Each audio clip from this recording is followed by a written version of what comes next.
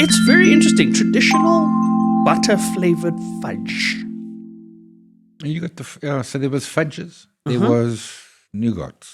Okay. Well, I'm a fudge person anyway, so I think, well, if I had to choose between fudge and nougat, I don't know. Nougat's got a weird texture. Nougat, marshmallows, weird things out there that texture-wise freak me out a little bit.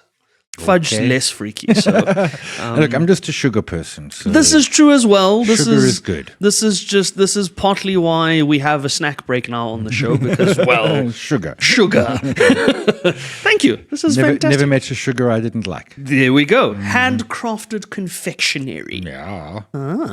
It's very fancy. Product of South Africa. Of course, it comes from the Western Cape. Of course. Where else is it going to come from? Sheesh. This might be a nice company to profile as well. Or a small business. I wonder how. I have an interesting company. You do companies, that's right. I got pitched someone, but I don't do companies, but you do. I do companies, I do people. It looks very nice. You do people? Yeah, I profile people. So we've got the executive lounge stuff and all of that stuff.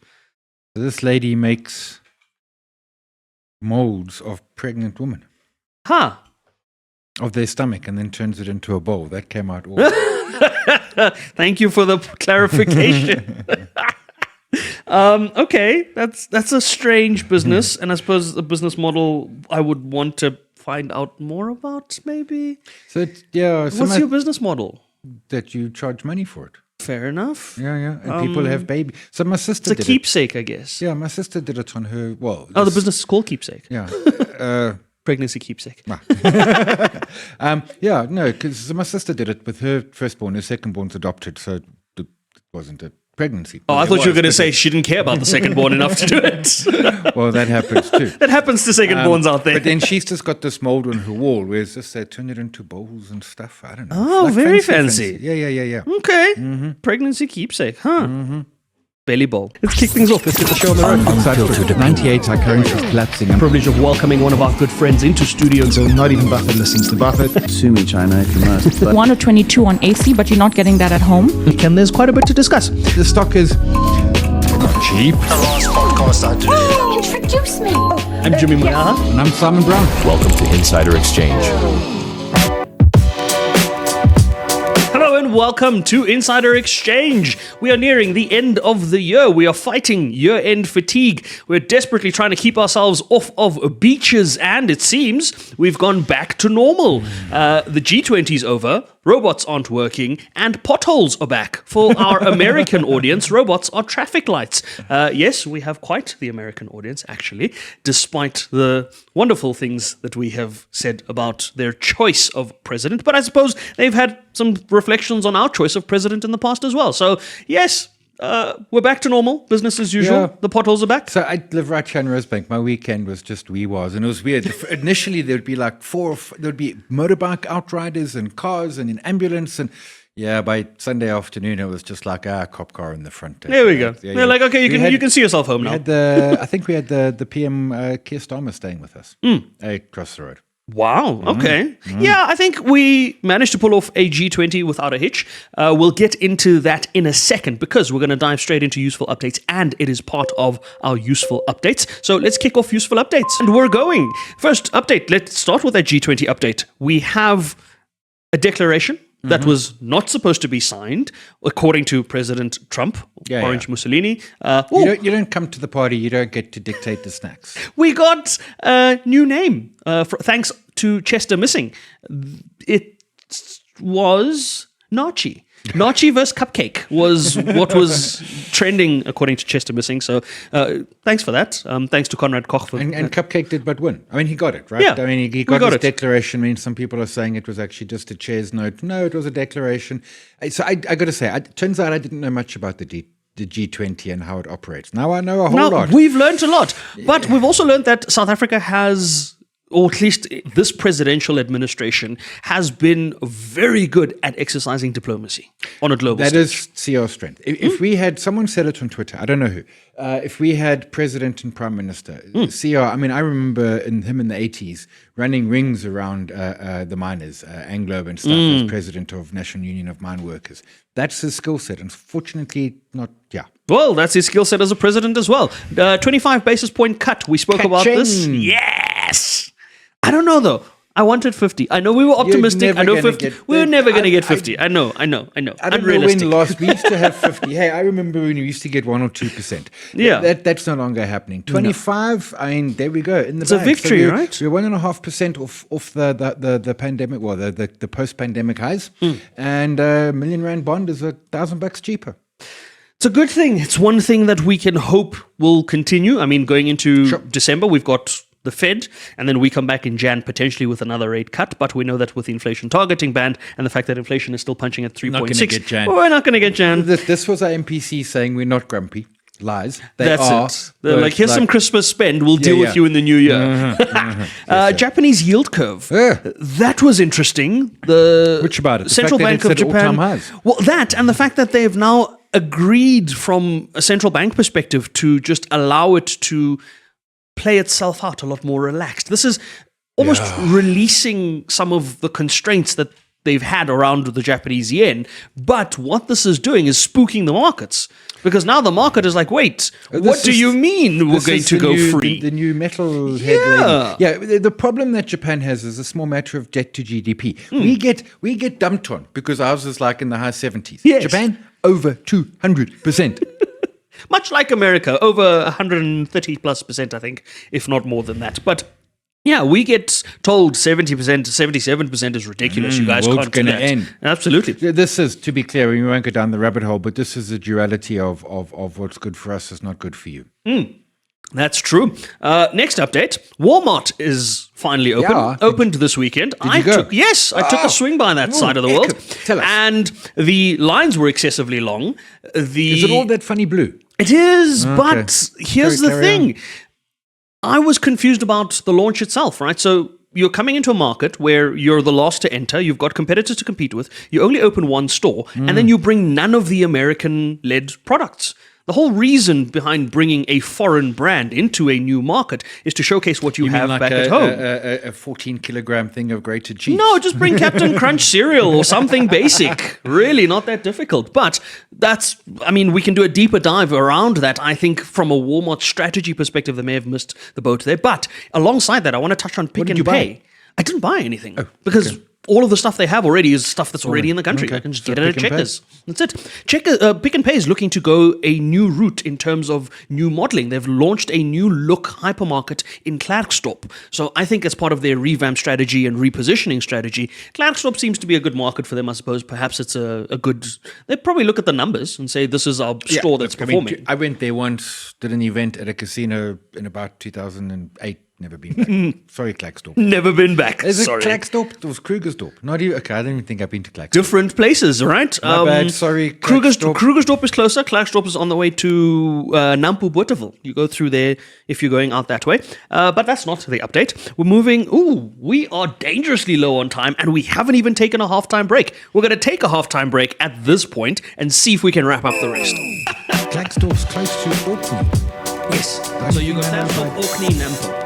Anything about Orkney that there was a TV show there, which I never saw. I never knew the TV show, but Klerksdorp, Orkney is very small. It is weirdly small. Like, I don't think I could live in Orkney. And we're back. We definitely don't have enough time to get through the rest of the updates. We're going to keep trying, though. BHP, back for more Anglo, and then not back for more Anglo. Like, that was the weirdest announcement. announcement. I mean, I didn't even see that they were coming. I just saw that they'd left. I'm like, guys, I didn't know you were here. Right? Anglo's going for tech. Weirdest 24 hours, didn't make sense. BHP Bulletin came back, said, we're coming back with another offer for Anglo. Then subsequently, a couple of hours later, said, no, we're not coming back for another round of Anglo. We'll see how that goes. They should have. Let the shareholders vote. Let the shareholders... Well, I suppose maybe they might not get it the same way. Maybe they're just afraid of rejection, like what happened the first time. Okay. Who knows? Next update, Bahrain being downgraded. We've been seeing South Africa and a couple of other countries being upgraded. Interesting that Middle Eastern country in the form of Bahrain being downgraded from a ratings agency perspective. Okay, excessive debt levels, those sorts of things. Very bizarre. Two things. Now I know how to pronounce it. Assuming you're doing it right. Assuming I've got it right, yeah. And they have oil? They do have oil. This is why it's such a weird downgrade. But oil's at like $60. They should still be making money. They should. They should. I don't get it. You got to say, mining in the desert is easy, right? You just scoop some sand. No, but think about it. Like, there's no rocks, there's no oceans. That's it. You don't have to blast through anything. You just got to drill down. scoop some sand. Who knows? Nobody knows. Bill Gates selling Microsoft. Hey, Right? It's selling down his stake in Yes, Microsoft. selling down his stake in Microsoft. But he's been doing that since the 90s. That's it. Well, when you own the entire company at know. one point, you've got to get rid of it somehow and realize some value. Spend some time with your money. Apparently, some of the money, or most of the money, is going to go towards keeping the foundation alive and keeping all of that in place. I don't think it's very bizarre, but it still leaves them with a chunky bit of Microsoft left, even after the sale. Yeah, absolutely. And of course, he's got the Bill and Melinda Gates Foundation, which is now just the Bill Foundation, because Melinda now has the Melinda French Gates Foundation. So, look, I think rich people giving their money away is a good thing. There are challenges to it because, truthfully, oftentimes rich people don't know what they're doing and they try and give their money away. I remember interviewing a guy once saying this was good, and he's like, nope, not always, because T's and C's. Like, where does the money go? How do you do it? Et Yeah, but also some of them don't actually give it away. Well, there's that too. But if they are giving it away, I'm game. There we go. We have clawed back time. Yes. Which means we have exactly 55 seconds left to get through the biggest update to hit South African fashion ever. 50 years later, we finally settled the debate, Simon. Ralph Lauren has bought Polo South Africa. Remember, there was this disconnect between the two brands and one was using the other one's logo and this was a fight. And this has been ongoing since I've been alive. This is the only debate I've ever remembered related to Ralph Lauren and Polo. We finally settled. It's gone through the courts. Ralph Lauren has bought out the South African Polo brand. Done. Easiest way to solve the trademark issues. Yeah, because it Just buy was the thing. same little horsey thing. Yes. I think one was pointing the other way, one was facing the other way. There was debate, and one was said to be an imposter of another. Look, I never got to say, Polo never, it's like the same with the crocodile shirts. I mean, it's just a t-shirt, man, and then you put a crocodile on and charge a whole lot of money. Don't understand. Don't understand it, but we have made it. We have made it well within time for those that are listening to the audio. So we will not be in trouble this week. Apparently we get into trouble if we don't make it within time. We don't know what kind of trouble it is, but that's useful insights. We're going to get into our deep dive. We're going to be diving into how much you potentially need to retire and how you could potentially explore doubling your retirement amount. Please remember, folks, that conversation is certainly not going to be investment advice, but tune in for it anyway. And we're getting into our deep dive. We are diving into retirement planning in some respects. We're taking a look at how much you potentially need to retire and what you could do to potentially double your retirement earnings. Please note, folks, before we get into this conversation, all our conversations, the show, the things that Simon Brown and Jimmy Moyaha say on the show, and the guests on the show are not investment advice. Please don't say we gave you investment advice. We're just sharing our thoughts, hoping that they help and add value to your life, but not investment advice. That being said, let's get into the deep dive. Retirement is always such a weird thing because you never have enough for it. You always live longer than you budget for, and life just continuously gets more expensive. Yeah, So how do you even plan for it? Carefully, assuming you're going to live a long time, and I think but anyway, when you say how to plan, I think the key thing is to actually spend the time and the effort and really actually do plan it. I mean, small things like what do you want to do in retirement? I mean, my wife and I are probably, I don't know, anywhere between a week and a decade from retiring. And we're, pondering, like, where do we want to live? Like, what are the hospitals like? It would be lekker to live in a hut in the Drakensberg, but there ain't no medical help out there. Those sort of issues and questions. You could have a helicopter come in for medical assistance. I mean, if you retire at the right tax bracket. But I had a sore tummy yesterday. That seems like a big ask for but yes. But so there's lots of questions around that. Where are the kids? What about, I mean, I got a group of friends who were all planning to, they'd all bought into a estate somewhere down in the, I think the KZN West Coast. So probably like Plettenberg, I think. There was a time where people were buying a lot of pet properties. And they were all the different friends were going to go down and then retire in the same sort of complex, etc., etc. Lovely. Those sort of ideas went horribly pear-shaped. But so there are lots of those sort of questions, and it's not all just money. Money is obviously part of it and a big part of it, and if you ain't got it, you ain't retiring. And do you have enough of it? Can you afford, is your wine in a bottle or a box? Although these days, like, you get fancy wine in boxes too, man. You get fancy wine in tins, which is another story, another deep dive. For another day. But it is sort of understanding what, and that conversation needs to be happening, like, I don't know, 10 years, 15 years before you're actually starting to get into retirement. I got a friend who's just had a kid, and they're talking about it in 20 years' time. So I think that's the other thing is perhaps as a starting point is how soon should you be having the conversations, or how long do you need before retirement date? So if we set retirement date at 65 and assume two assumptions. One, how much longer you're going to live on the other side of retirement. And two, how many years before that 65 deadline you need to start working towards that retirement. I suppose those are the timelines you kind of work with. I mean, that's the challenge. So assume 30 years, right? That's how long you're going to live. If you know the date of your death, it becomes so much easier because then you've got to, work backwards. Yeah, just work backwards and it becomes quite simple. But I mean, frankly, assume 30 years.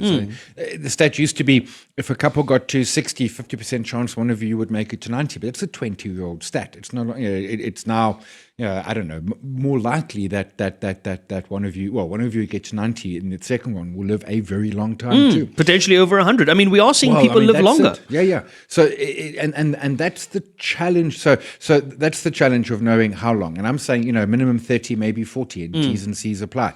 How long before you should start discussing it? I mean, frankly, if you're retiring at 65, it's just conversations in your early 50s with your partner, your kids, your friends, your financial advisors, your stockbrokers, etc., etc. So something that's, for me, logic says if I'm planning for 30 years after 65, I should start 30 years before 65.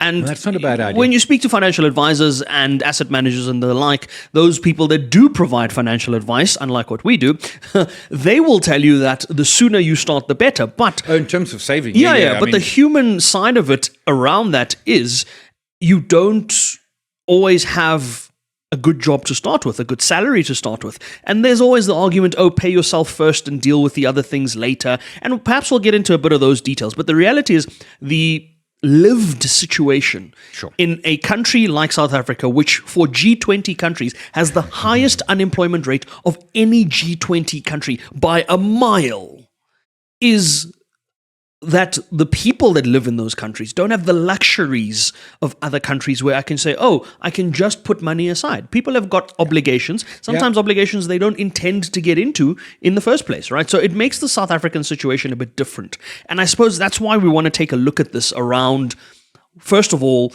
how much does one need, or how much would be a comfortable amount to retire with? And then something very interesting that came out in the Just One Lap newsletter this week around potentially doubling your retirement earnings or your retirement savings and how you go about doing that. So check that out. We'll put a link to that with this episode as well. But how much do we need to retire then? Moving parts, 20 times your annual expense. See, there's a safe, comfortable amount. This is the thing, but that gives you a good idea of how hard you need to work. But it also just scared 94% of the people. Oh, absolutely. It terrified me just hearing you say that. But, 20 times your annual means you do a 5% drawdown. In other words, you take 5% out here. So say you need $1 million a year. So then you need 20 million. And every year you take out 5%, which is $1 million. But assuming that you're getting growth of closer to 10%, it means that your money's growing. So you're beating inflation. And then you leave a bag of cash at the end. Now, I don't have kids, so my plan is to spend my last 5 cents, put my last glass of whiskey down, and fall over. Because now you're leaving a pot of cash. Yes. So then you say, well, sorry, kids, love you, don't love you. I don't know. No cash for you. I fed you for the first 20 years.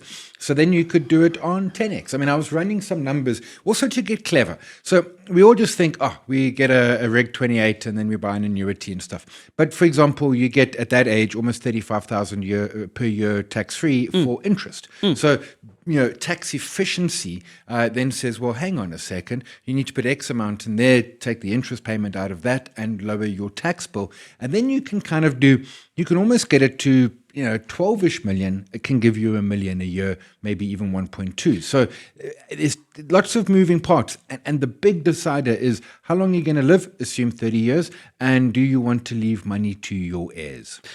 Okay, so before we answer those questions, what if I only earn 500,000 Rand a year? I don't even qualify for some of the bigger amounts and things. And I think it's very different to look at these earnings at a higher tax bracket where things like share options are involved and you're at an executive level. Then we probably don't even need to be having this sort of conversation. But if I'm a middle income earner, where do I go? How do I start? So if you're earning 500 a year, you don't need 500 a year to live on in retirement because firstly, you're not saving for retirement. Secondly, you've got opportunities to be cleverer with your tax. You're now over 65, so you can take some interest income, etc., etc. So someone earning 500 a year might only need to retire on 400 a year because of lower. Now, medical aside, let's park medical and because medical aid is just wow. Yeah, and weird stuff starts to happen to you when you get old and stuff, and the bills do but creep in. Yes, but if someone currently on say 40 grand a month salary, perhaps only needs 30,000 a month into retirement, which means they need 6 or 7 or 8 million to comfortably retire on. And there's ways to boost that, as you said, and we talk around double your retirement. I mean, can you delay retirement? Can you cut back on expenses? Can you get side hobbies, side hustles? Can you, although retirement, I don't know, you want to side. Also, I don't know what you're going to do for 30 years. No, but I think this is the thing. I think part of the problem is twofold, right? Is one, people get bored, but secondly, you actually do not have enough money to retire comfortably, and such you're forced to get side hustles. You're forced to get a new income stream. People are being forced to get income streams while they have a primary source of income now. I mean, there's that too. But I've got the perfect income stream for retirement. You live in a retirement village, make edibles. Okay. On. Okay. Expand on that side. No, I'm not expanding any further. Said.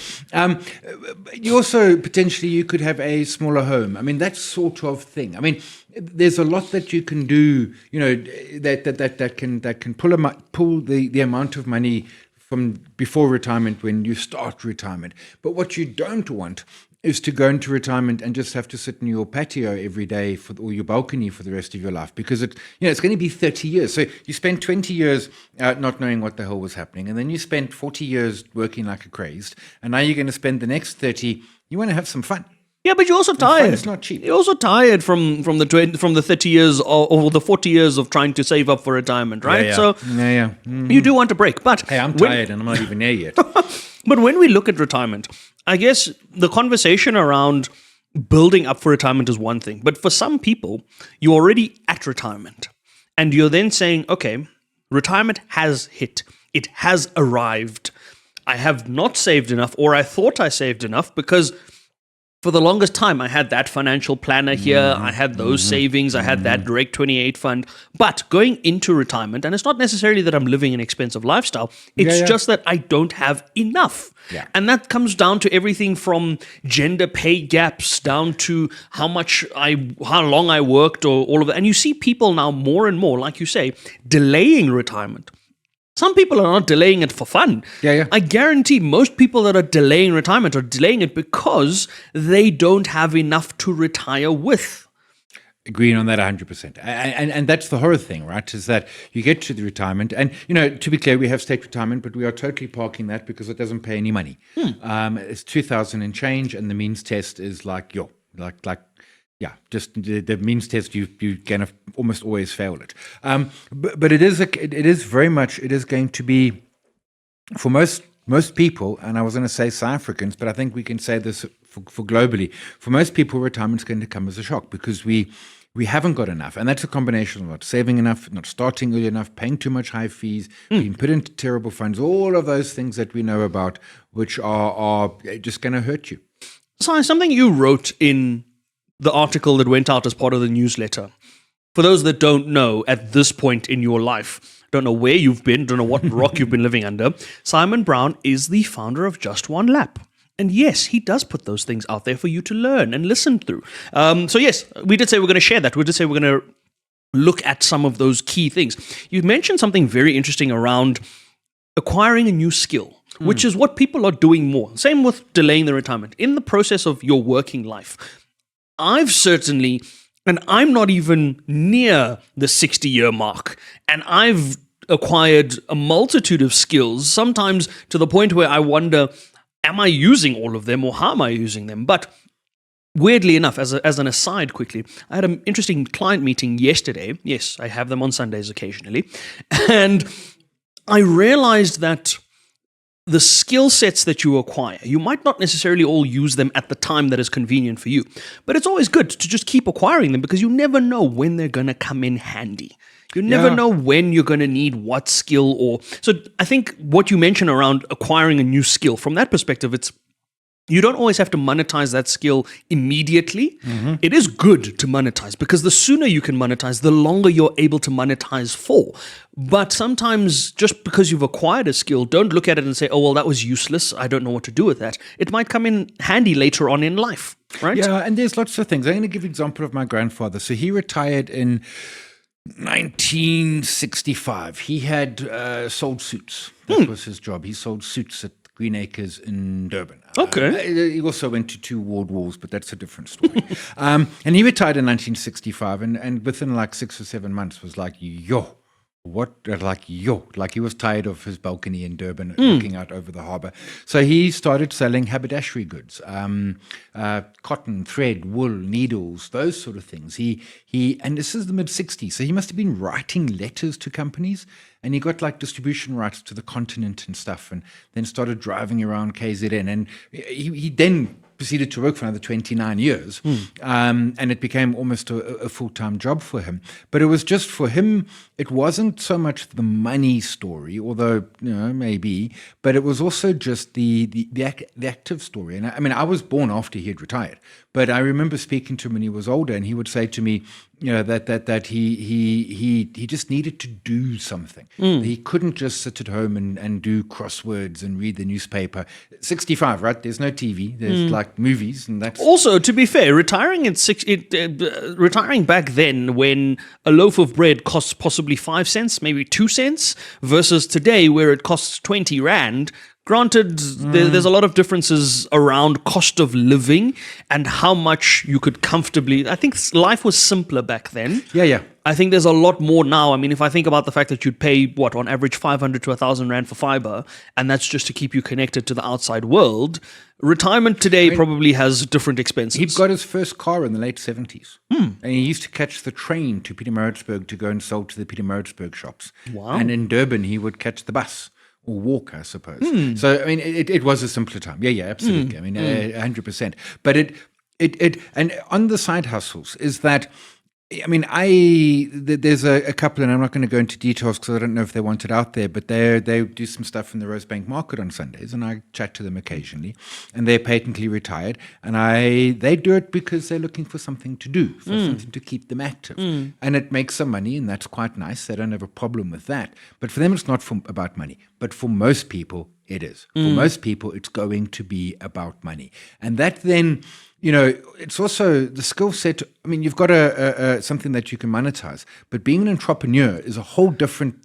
That's a whole other ballgame. Yeah. And frankly, most people aren't cut out for it. And that then is the other challenge of it. And what we do see in lots of places is retirees, particularly, they go back into sort of QSR, the quick service restaurants, as servers and et cetera, but they're not doing it because they love being on their feet 12 hours a day. They're doing it because they need the money. They need the money. I think another approach, while we're looking at the side hustles and the additional income, and hopefully this helps, is to not try and have all of your supplementary income come from one side hustle. Oh, yeah.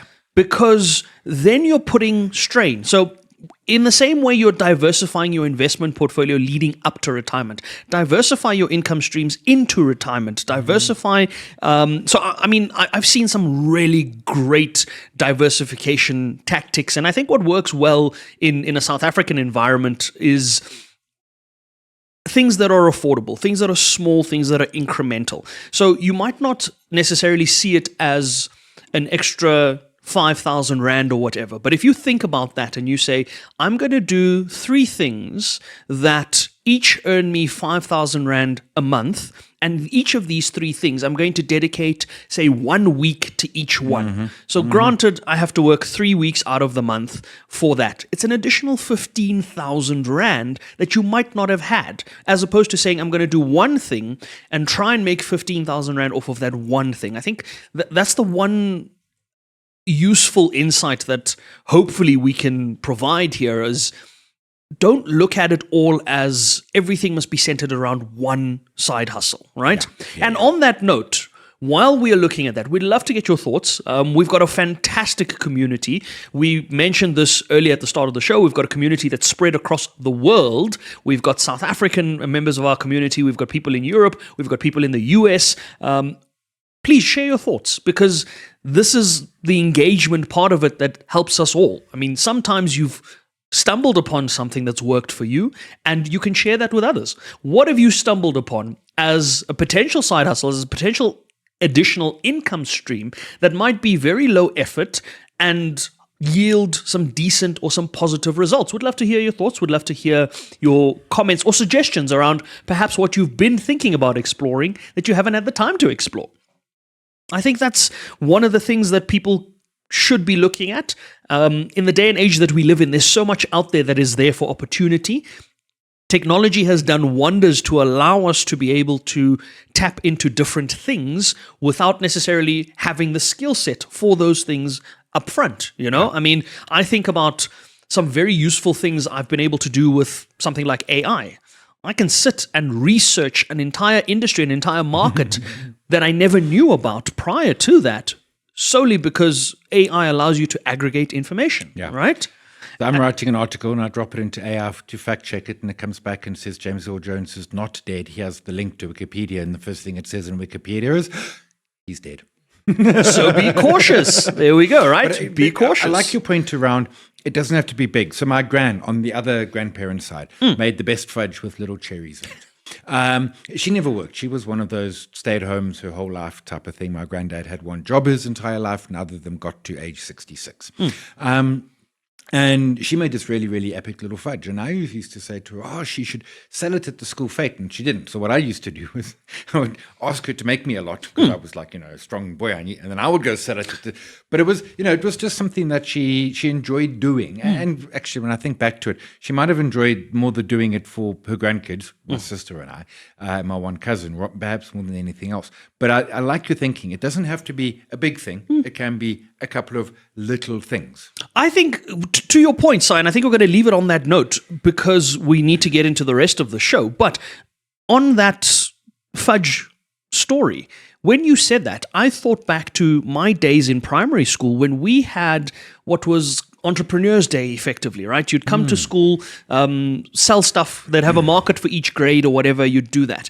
And for me, that was one of the first experiences where I realized, hey, you can leverage something that didn't cost you as much and make it into something else. Subsequently, I had a stint where I was selling sweets in high school. Those that went to high school with me will know this because I got into trouble with the high school tuck shop. Story for another day.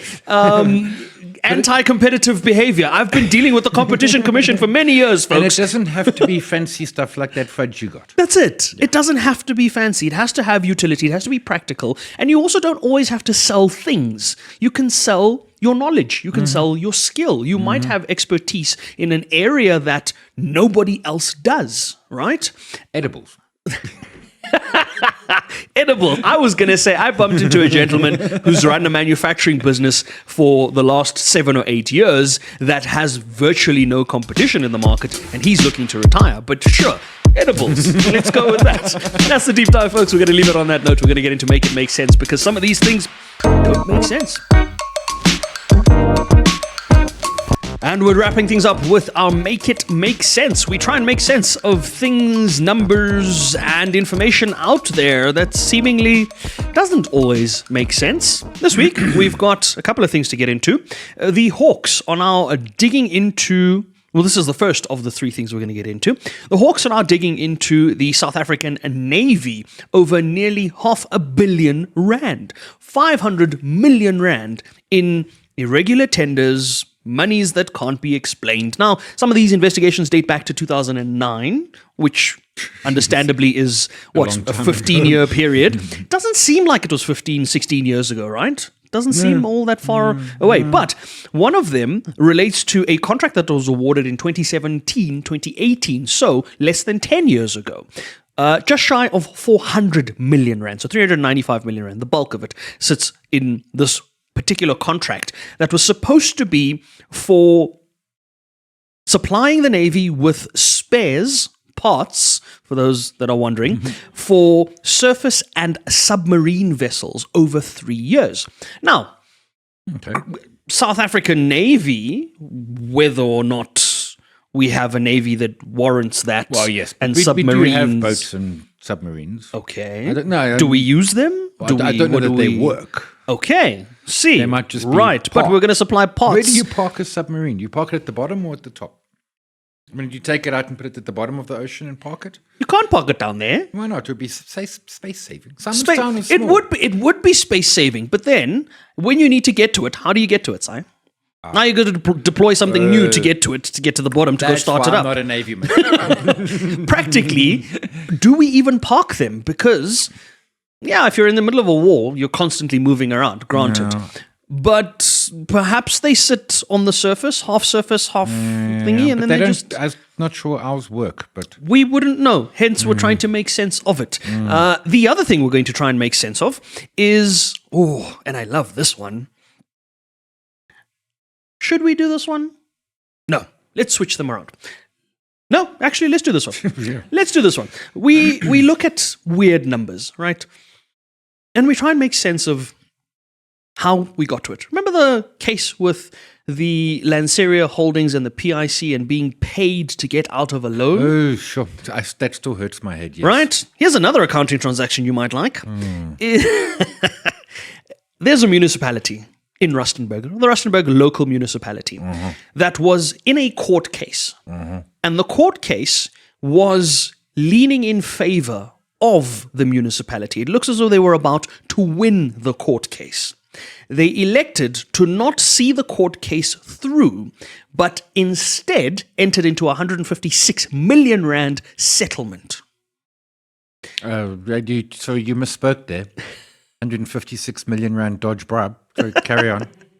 So, effectively, what then happens with this settlement is it swings the decision from a positive number to a negative number. So it basically, you go from what you would have earned or what you would have saved. Instead you're paying out. Now you're paying out 156 million rand because it looks as though from the merits of the case, and if you get, there have been legal opinions that have been expressed around it and all of that, saying that the municipality was on their way to winning the case. There was very little that was going to stop them from winning the case. Now, the municipality, the out-of-court settlement, including legal costs, is going to set taxpayers back 300 million rand. So you went from winning a case to now setting taxpayers back 300 million rand and paying out 156 million rand.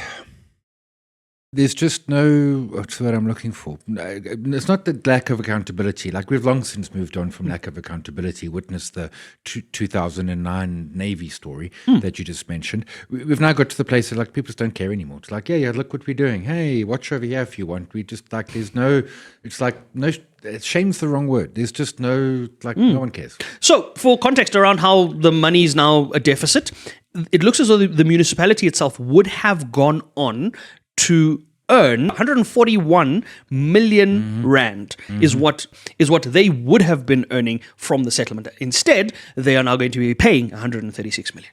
Yeah. So those are the numbers. Nah. The last thing we're trying to make sense of, probably less controversial and I suppose less worrisome at this point, is 60 million rand that we are going to be spending to do some maintenance on Inkwazi. Now, for those that don't know what Inkwazi is, that is South Africa's equivalent of Air Force One. It is the presidential jet. Can't we go speak to those people in the Middle East who they got a couple of spare ones? They've been giving them away, right? Let's just ask for a new one. Hey, 60 guys. million to fix the president's 60 million to fix the president's plane. Now, understandably, this sort of maintenance happens every 2 to 4 years. Yeah. It's significant maintenance, all sorts of things. This happens to airplanes. Happens great. There's contention around whether or not the repairs are being done by an approved repair, but apparently they are, according to the fact that much hope so. according to the fact that so this is now going to the South African Defence Force, right? So they handle all of these things, and they say that the authorized service provider is approved in line with Boeing standards, so there's nothing to worry about there, despite the fact that they don't have the infrastructure to actually carry out the repairs. We'll come back to that. We'll figure that out at another time. The 60 million rand brought up something in my head where I thought of Air Force One, and I thought of other presidential planes and things. And granted, Air Force One, I believe, is a much bigger plane than what we have. I think the South African plane, 747 or yes, it's a 747. It's a 747 something. Not what we have for the presidential jet, and our presidential plane often carries other dignitaries and all of that. It's not just the president. The question then, I suppose, here is, should we get a big fancier plane? Do we need this is a Boeing 737. 737, yes. So smaller than the 747.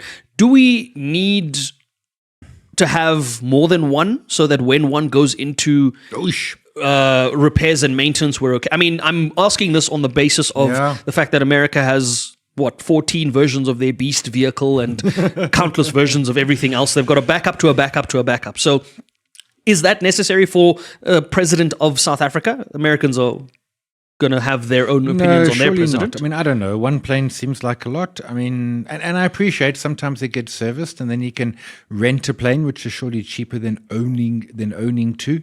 Or he could hitch a ride, or I suppose for a lot of it, it's a security thing, right? Sure. When you understand presidential level securities and you're dealing with foreign dignitaries and all of those sorts of things. Also, in the event that you happen to be in Russia and Vladimir Putin asks for a lift to NATO or a lift to the United Nations, and then you really can't. Then you kind of want to have a nice plane, right? You want to be able to show your friends nice your things. Plane's full, but you. But there's also Keir Starmer was at I saw him on the TV at like 6 o'clock on Sunday evening or 7 o'clock at G20, and then the next morning I see him in some factory in London.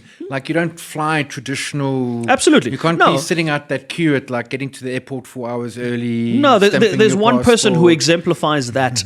There's one South African who exemplifies that immensely, and that's Black Coffee. Shout outs to Black Coffee, because the gent can DJ in Ibiza, fly to Miami, DJ there, do a set there, fly back. He's probably working so hard that jet is tired of him. He's on that jet, so the jet's just like, dude, can you just take a break? But in that respect, it makes sense. I mean, if I need to be in a certain place at a certain time for a specific objective, as long as I'm able to cover the costs of the flights and the cost of the jets. Black Coffee get that paid to DJ? That he's an international DJ. This is the thing. Sure, but what do international DJs get? I thought they might get like 50K. Well, when you are a Grammy-winning international DJ who's had probably one of the best residencies in Ibiza's history, and you've paved the way for a whole new generation to come up and do things differently in the music space. He's earned it. I made bad choices as a kid. I was a DJ as a kid. So there's a lot of things you've done. Yes. One of those does not include running, but I mean, there's a lot of things. But I could have been the Black Coffee. I'd be the White Coffee. It's not too late. We just spoke about retirement. We just spoke about finding new side hustles into retirement. Play sucky at the old age homes. There we go. You can feed them edibles, play sucky, and we'll call you White Coffee. Retirement sorted. I told you it was somewhere between a week and a decade. Might be a week. You know what? If this episode makes it to Black Coffee somehow and he's willing to give Simon Brown some lessons on how to be a world-class DJ, I'm sure Si would be open to that. There we go. See? There? Sure. There we are. But yeah, back to the expenditure side of it. We got horribly off track with that. Yeah, I mean, look, it's a lot. But I mean, is it? I mean, I don't... That's the thing. Is it a lot in the context of... if they do this every 5 years, it's $500,000 a month for maintenance. Planes need maintenance. Absolutely, we know about that. It's probably more efficient. It's certainly cheaper than probably having to hire a private jet every time the president wants to fly somewhere. Especially with his level of security detail. Yeah, and he needs a biggish one for range, because you can't be landing all the time to put more petrol in and stuff. And because we are an end of road destination down here in South Africa. 60 million. There we go. I mean, Ruston municipality could pay for it 5 times. And I'm sure Black Coffee could, because if we look at his earnings over some residencies, we can get to... It's nice when you get to $1 billion. But, folks, this is probably the first time since we've had our Make It Make Sense, that we've been able to make sense of the numbers. We're getting clever. We're getting clever. We're getting there, right? And on that note, we're going to leave the show because we have run out of time. But before we leave, we're obviously going to give you an unfiltered opinion. It would be horrible of us to try and leave you without one, right? So the unfiltered opinion of the week for this week relates to the CPW, the Crime Prevention Wardens, aka Amapanyaza. The 6,000 wardens that were mushroomed overnight as part of a program that was put together by the Gauteng Premier. Now, they make our unfiltered opinion this week because we asked the question, have they been worth it? For 6,000 individuals who had 254 million rand spent on training that was then discovered to be incorrect training. The program thus far has cost us as taxpayers close to 2.7 billion rand through direct allocations and the trainings that we've mentioned. The figure could be closer to 4 billion rand depending on what you're factoring in. This came up because last week, while walking through the G20s and the security layouts, I saw the CPW I never seen one. I saw the CPW in a BMW X3. Oh. And my question was just off the bat, for 6,000 individuals that first of all are not recognized as official law enforcement as has now been Our declared Constitution. and are now being disbanded, did you need the German vehicles at a time where the South African police force themselves are using Nissan hard bodies that people can outrun with most vehicles? Like, I will have a conversation at a separate time around what vehicles should go with the police force, because there's a very clear argument for, I mean, you can't be chasing down a Porsche 911 in a VW Polo. That's not going to work. You know what I mean? So But they're not chasing down anything. Just to be clear. This is my thing, right? So I'm not against the police having the German vehicles and the fast vehicles for certain reasons or for certain things. Growing up, I mean, we used to have what, I don't know if it still exists, we used to have something called the Flying Squad, where they would have the higher powered vehicles. Was a radio show, right? And then the normal vehicles were the standard police monitoring and patrol vehicles weren't the flying squad vehicles because those were meant for performance. I understand that. My question, and this is the question as part of the unfiltered opinion, is were the CPW worth it? Let's not go with the 4 billion rand estimate. Let's go with what we kind of know at the moment, the direct allocations and the training facilities, at least 2.7 billion rand. No. So call it 2.5, if we, or even call it 2 billion if we're discounting it, right? Was 2 billion rand expenditure worth it for 6,000 police wardens that at this stage are not qualified to be police individuals? Nope. We could have bought the president a second plane. Would love to get your thoughts on that. Let us know what you think about the unfiltered opinion. Again, nothing against our police force, nothing against the hardworking service members of the Republic of South Africa. We're just trying to figure out whether or not we could have empowered the South African police service in a different way. That's the unfiltered opinion of the week. That's the show for the week.